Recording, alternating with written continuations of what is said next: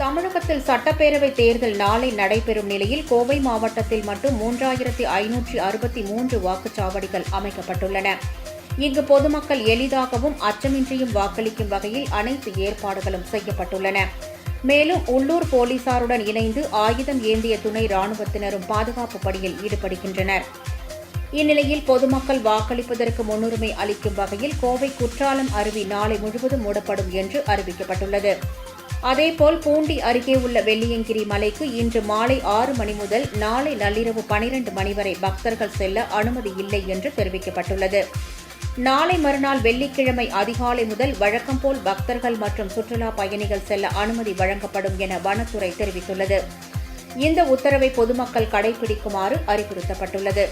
தடை செய்யப்பட்ட நேரத்தில் அனுமதியின்றி செல்ல முயற்சிக்கும் நபர்கள் மீது இந்திய வனச்சட்டத்தின் கீழ் கடும் நடவடிக்கை எடுக்கப்படும் என்றும் எச்சரிக்கை விடுக்கப்பட்டுள்ளது.